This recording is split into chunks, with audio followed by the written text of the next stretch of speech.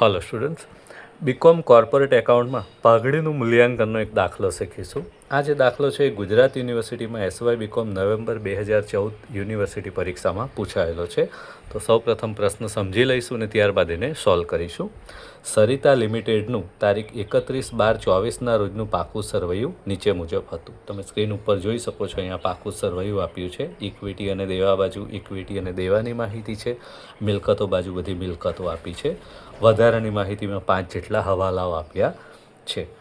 ઉપરની માહિતી પરથી અધિક નફાની 2 વર્ષની ખરીદી જેટલી પાઘડીની ગણતરી કરો। બરાબર, તો અધિક નફાની રીતે આપણે પાઘડી શોધવાની છે। હવે આપણે જાણીએ છીએ અત્યાર સુધી ઘણા બધા દાખલાઓ કર્યા છે અને જોયું છે કે અધિક નફાની રીતે જ્યારે પણ પાઘડી શોધવાની હોય 5 સ્ટેપમાં દાખલો કરવાનો હોય છે। બરાબર, સૌથી પહેલાં સ્ટેપમાં આપણે શોધીશું રોકાયેલી મૂડી।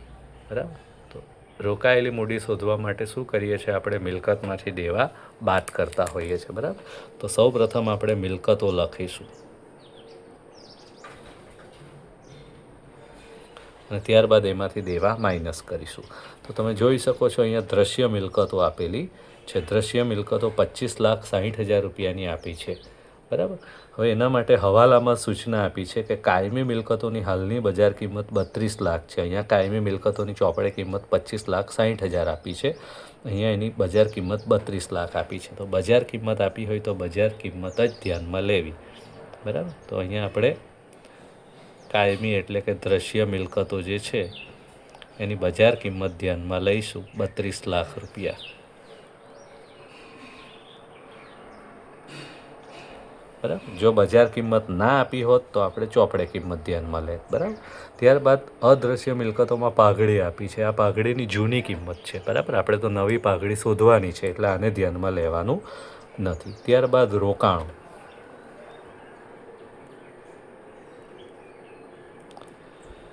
હવે રોકાણો માટે સૂચના આપી છે કે રોકાણો જે છે 2,88,000 રૂપિયાના।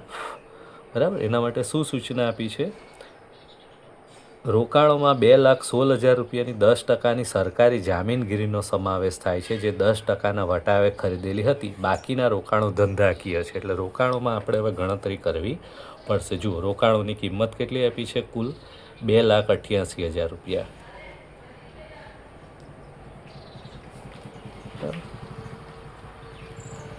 કુલ રોકાણો, ચાલો હવે એમાં કયું છે કે એમાંથી 2,16,000 રૂપિયાની શું છે, સરકારી જામીનગીરી છે। બરાબર, તો 2,16,000 રૂપિયા જે છે સરકારી જામીનગીરી। બરાબર, સરકારી જામીનગીરીના રોકાણો જે છે એટલે એને કયા રોકાણો કહીશું આપણે, બિન ધંધાકીય રોકાણો। બરાબર, કારણ કે સરકારી જામીનગીરીના રોકાણો બિન ધંધાકીય હોય છે। હવાલામાં શું કહ્યું છે, બાકીના રોકાણો ધંધાકીય છે, એટલે આમાંથી બાકીના રોકાણો કેટલા વધે, તો 72,000 રૂપિયા તફાવત નીકળે છે। બરાબર, આ 72,000 રૂપિયાના જે રોકાણો છે એ કયા રોકાણો છે, ધંધાકીય રોકાણો। બરાબર, એટલે રોકાણો 2 પ્રકારના છે, બિન ધંધાકીય અને ધંધાકીય। આપણે જ્યારે પણ અધિક નફાની પદ્ધતિમાં રોકાયેલી મૂડી શોધીએ તો કયા રોકાણોને ધ્યાનમાં લેવાના છે, મિલકતોની ગણતરીમાં ફક્ત ને ફક્ત ધંધાકીય રોકાણો જ। તો ધંધાકીય રોકાણોની કિંમત કેટલી આપી છે, 72,000 રૂપિયા આપી છે। તો એને જ અહીંયા આપણે ધ્યાનમાં લેવાનું, જે બિન ધંધાકીય રોકાણો છે એને આપણે અહીં ધ્યાનમાં લેવાનું નથી। બરાબર, ચાલો ત્યારબાદ આગળ જઈએ। અન્ય ચાલુ મિલકતોમાં પ્રાથમિક ખર્ચ આપ્યો છે, જે અવાસ્તવિક મિલકત છે એને ધ્યાનમાં લઈશું। ચાલુ મિલકતો, ચાલુ મિલકતોની કિંમત આપી છે 8,68,000 રૂપિયા।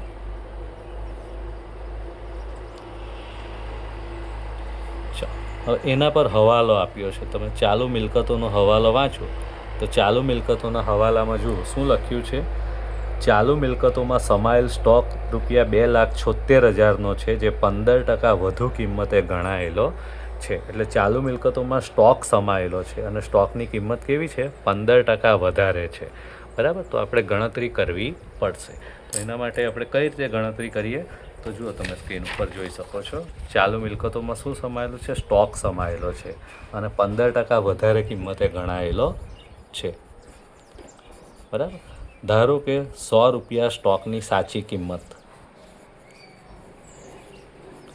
પણ સાચી કિંમતને બદલે 15% વધારે ગણાયેલો છે.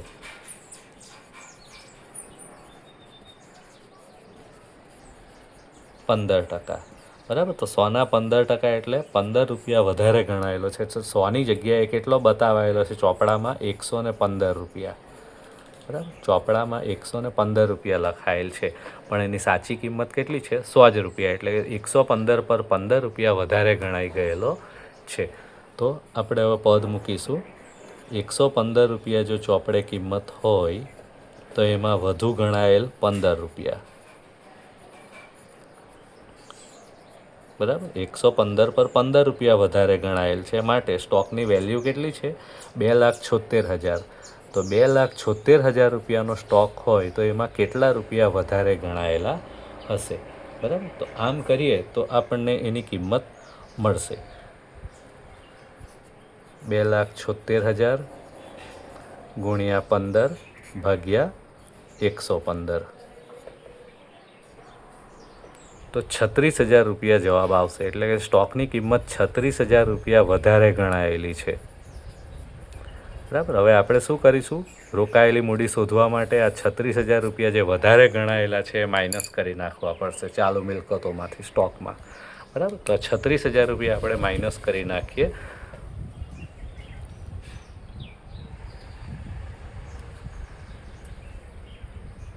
સ્ટોકના વધુ ગણાયેલ, તો 8,68,000માંથી 36,000 માઇનસ કરીએ એટલે 8,32,000 રૂપિયા વધશે,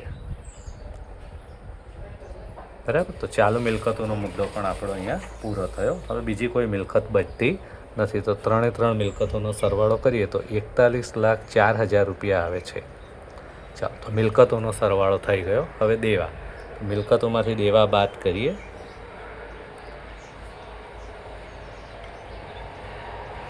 તો જુઓ કયા કયા દેવા આપેલા છે. તો દેવા બાજુ તમે જુઓ, શેર મૂડી દેવું નથી, અનામત દેવું નથી, 12%ના ડિબેન્ચર્સ 6 લાખ રૂપિયા એ દેવામાં આવશે.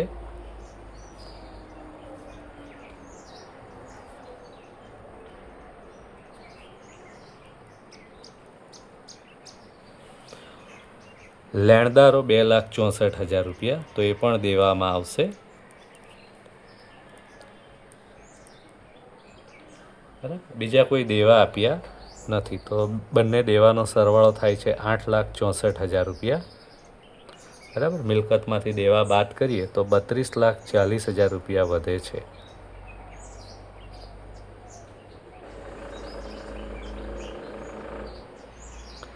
બરાબર. ચાલો, ત્યારબાદ એમાંથી પ્રેફરન્સ શેર મૂડી બાદ કરીશું.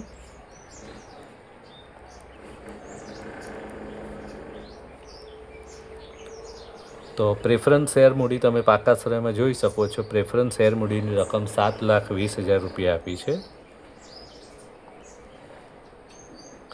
બરાબર. ત્યારબાદ સૂચિત ડિવિડન્ડ આપ્યું હોય તો માઇનસ કરવાનું. તો અહીંયા પાકા શ્રેયમાં કોઈ સૂચિત ડિવિડન્ડની રકમ આપી નથી. ત્યારબાદ હવાલામાં જો કોઈ ડિવિડન્ડની માહિતી આપી હોય પ્રેફરન્સ શેર ઉપર ચૂકવવાનું, તો એ પણ બાદ કરવાનું હોય છે.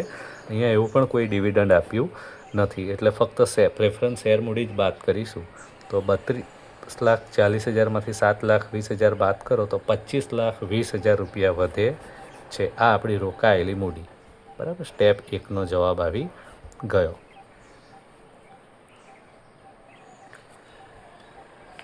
ચાલો, ત્યારબાદ બીજા સ્ટેપમાં શોધીશું અપેક્ષિત નફો. તો અપેક્ષિત નફો શોધવા માટે એનું સૂત્ર મૂકીશું, રોકાયેલી મૂડી ગુણ્યા અપેક્ષિત વળતરનો દર. તો રોકાયેલી મૂડી આપણે શોધી, બરાબર, 25,20,000 ગુણ્યા અપેક્ષિત વળતરનો દર. તો દાખલામાં અપેક્ષિત વળતરનો દર 10% આપેલો છે, તો 10% કરીએ તો 2,52,000 રૂપિયા આપણને અપેક્ષિત નફો મળે છે, બરાબર. આ બીજું સ્ટેપ પૂરું થયું. ત્રીજું સ્ટેપ સરેરાશ નફો. સરેરાશ નફો શોધવા માટે પ્રશ્નમાં જે નફાની માહિતી આપી હોય એને ધ્યાનમાં લેવાનું. તો 5મા હવાલામાં સૂચના છે, છેલ્લા 3 વર્ષનો કરવેરા ગણ્યા પછીનો નફો 4,00,000, 5,50,000 અને 5,80,000 હતો, બરાબર. તો છેલ્લા 3 વર્ષનો નફો આપ્યો છે. ચાલુ વર્ષ કયું છે? 2024. તો એની ઉપર બીજા 2 વર્ષ લખવાના, 2023 અને 2022.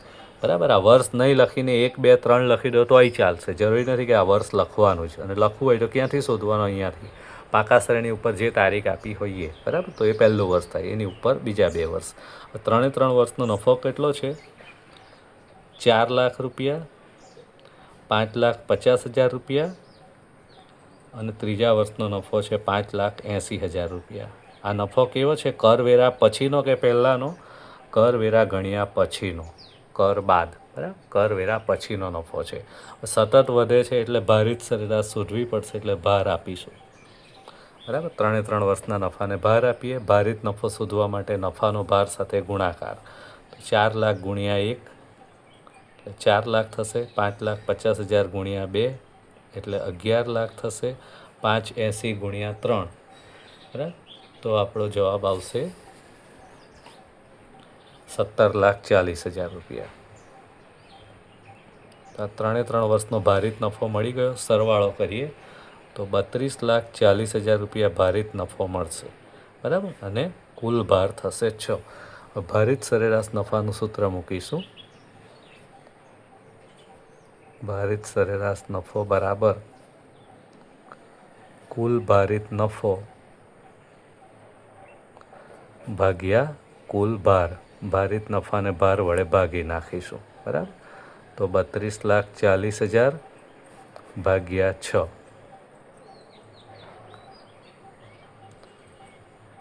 તો 5,40,000 રૂપિયા જે છે એ ભારિત સરેરાશ નફો આવશે. બરાબર, ચાલો, તો 5,40,000 રૂપિયા આપણો ભારિત સરેરાશ નફો આવ્યો.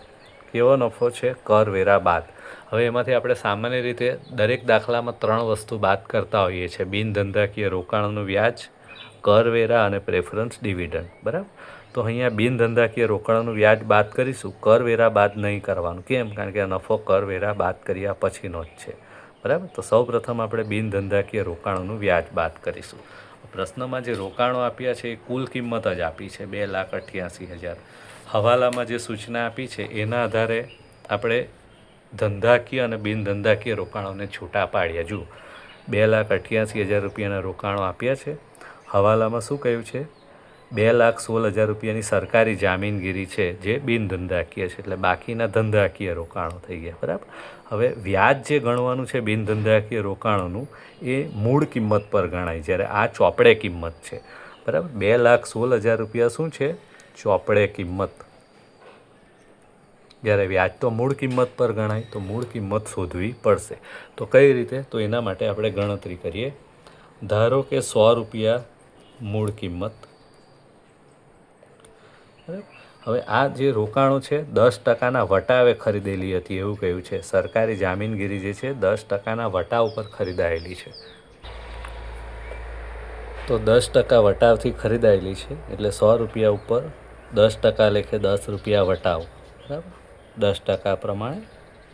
એનો અર્થ કે એની ચોપડે કિંમત કે ખરીદ કિંમત કેટલી હશે? 90 રૂપિયા. બરાબર, 90 રૂપિયામાં જ એ ખરીદાયેલી છે. ખરીદ કિંમત અથવા ચોપડે કિંમત 90 રૂપિયા. આના પરથી આપણે પદ મૂકીને એની મૂળ કિંમત શોધીએ કે 90 રૂપિયા જો ચોપડે કિંમત હોય, બરાબર, સરકારી જામીનગીરીની ચોપડે કિંમત જો 90 રૂપિયા હોય તો એની મૂળ કિંમત કેટલી હશે? 100 રૂપિયા. 90 એ 100 માટે સરકારી જામીનગીરીની ચોપડે કિંમત કેટલી છે? 2,16,000 રૂપિયા. બરાબર, તો 2,16,000ની સામે એની મૂળ કિંમત કેટલી હશે? તો આમ કરીએ તો આપણને એની મૂળ કિંમત મળે 2,40,000 રૂપિયા. બરાબર, હવે આ વ્યાજ જે ગણવાનું છે એ શાના પર ગણવાનું છે? મૂળ કિંમત પર, ચોપડે કિંમત પર નહીં. અને એટલા માટે આપણે આ મૂળ કિંમત શોધવી જરૂરી બને છે. તો આ સરકારી જામીનગીરીનું વ્યાજ મૂળ કિંમત 2,40,000 ઉપર ગણીશું. તો 2,40,000 પર વ્યાજ ગણીએ. બરાબર, કેટલા ટકાની છે આ સરકારી જામીનગીરી? તો પ્રશ્નમાં સૂચના આપી છે 10%ની. તો 2,40,000 પર 10% લેખે વ્યાજ ગણીએ તો કેટલું વ્યાજ થશે? 24,000 રૂપિયા. વ્યાજ સીધું આપણે એથી બાદ નહીં કરીશું. કેમ? કારણ કે આ નફો આપેલો છે કરવેરા બાદનો આપેલો છે, એટલે એમાંથી આપણે વ્યાજમાંથી પણ કરવેરા બાદ કરવા પડશે. કરવેરાનો દર કેટલો છે? 50%. એટલે વ્યાજ પર પણ 50% કરવેરા લાગશે. તો 24,000ના 50% એટલે 12,000 કરવેરા થશે. તો 24,000માંથી 12,000 બાદ કરો એટલે કેટલા રહેશે? ફક્ત 12,000 રૂપિયા જ વ્યાજ ગણીશું. બરાબર. જો આ નફો કરવેરા પહેલાંનો હોત તો આપણે અહીંયા વ્યાજ પણ કરવેરા પહેલાંનું 24,000 જ લખતે, પણ નફો કરવેરા પછીનો આપેલો છે એટલે વ્યાજ પણ આપણે કરવેરા પછીનું જ લેવાનું. તો 5,40,000માંથી 12,000 બાદ કરો, 5,28,000 રૂપિયા કર બિનધંધાકીય રોકાણોનું વ્યાજ બાદ કર્યા પછીનો નફો વધે છે. પ્રેફરન્સ શેર ડિવિડન્ડ માઇનસ કરીશું. પ્રશ્નમાં પ્રેફરન્સ શેર આપ્યા હશે અને એના ટકા આપ્યા હશે. બરાબર. તો તમે પાકા શ્રેયમાં જોઈ શકો છો પ્રેફરન્સ શેરની રકમ 7,20,000 અને કેટલા ટકાના છે? 10%. બરાબર. તો 7,20,000 પર 10% ડિવિડન્ડ ચૂકવવું પડશે. તો 10% પ્રમાણે કરીએ તો કેટલું ડિવિડન્ડ ચૂકવવાનું થાય? 72,000 રૂપિયા. બરાબર. તો 5,28,000માંથી 72,000 બાદ કરો તો 4,56,000 રૂપિયા આપણો સરેરાશ ચોખ્ખો નફો વધે છે. આપણો સ્ટેપ 3નો જવાબ. ત્યારબાદ સ્ટેપ 4, અધિક નફો મળશે. અધિક નફો એટલે શું? તો સરેરાશ નફો જે છે આપણો 4,56,000. બરાબર. અને અપેક્ષિત નફો આપણે બીજા સ્ટેપમાં શોધ્યો હતો 2,52,000. તો 4,56,000માંથી 2,52,000 બાદ કરીએ તો 2,04,000 રૂપિયા અધિક નફો મળે છે. બરાબર. આ ચોથું સ્ટેપ થઈ ગયું. અને લાસ્ટ સ્ટેપમાં આપણને પાઘડીની વેલ્યુ મળશે. પાઘડી બરાબર અધિક નફો ગુણ્યા પાઘડીની ખરીદીના વર્ષ. તો 2,04,000 ગુણ્યા કેટલા વર્ષની ખરીદી કરવાની છે? તો પેરેગ્રાફમાં સૂચના આપી છે અધિક નફાની 2 વર્ષની ખરીદી જેટલી પાઘડીની ગણતરી કરો. તો ગુણ્યા 2 વર્ષ. તો 2,40,000 ગુણ્યા 2,04,000 ગુણ્યા 2 એટલે 4,08,000 રૂપિયા પાઘડીનો જવાબ આવશે. બરાબર. એટલે લાસ્ટ સ્ટેપમાં આપણને આ રીતે પાઘડી મળશે. બરાબર. જો ફરી એકવાર પાછા દરેક સ્ટેપ રિપીટ કરી લઈએ. સૌપ્રથમ આપણે પાઘડી માટે રોકાયેલી મૂડી શોધી, ત્યારબાદ આપણે બીજા સ્ટેપમાં અપેક્ષિત નફો શોધ્યો. તમે જોઈ શકો છો અહીંયા. ત્રીજા સ્ટેપમાં સરેરાશ ચોખ્ખો નફો શોધ્યો, ચોથા સ્ટેપમાં અધિક નફો શોધ્યો અને પાંચમા સ્ટેપમાં છેવટે આપણને પાઘડીની કિંમત મળી.